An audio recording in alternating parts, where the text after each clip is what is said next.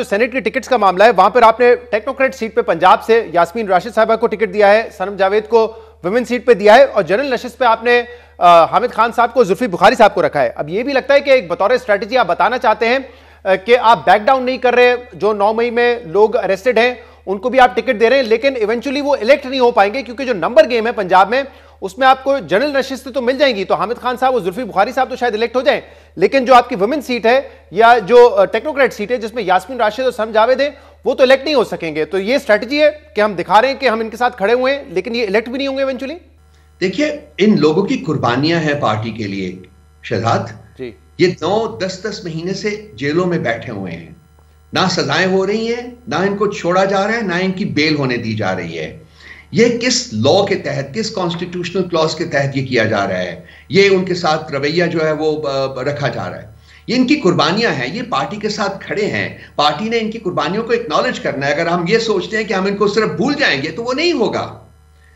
ये हमारा बयानिया है कि हम लोगों की कुर्बानियों की कदर करते हैं और हम इनको हमेशा कदर की निगाह से देखेंगे। लेकिन हसन साहब, अगर वाकई आपने एक्नॉलेज करना है इनकी कुर्बानियों को, तो फिर उमर सरफराज चीमा साहब को आप आगे रखते हैं, टॉप रखते हैं प्रायोरिटी लिस्ट में, ताकि वो इलेक्ट तो हो सकते हैं।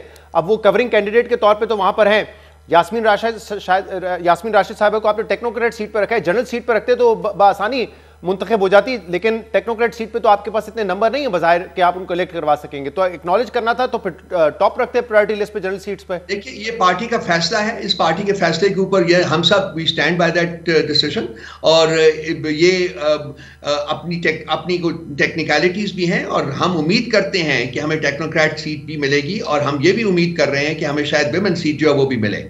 तो आपके मेरे ख्याल से 102 नंबर है पंजाब असेंबली में, and you need 176 for technocrat seat and reserve seat for women.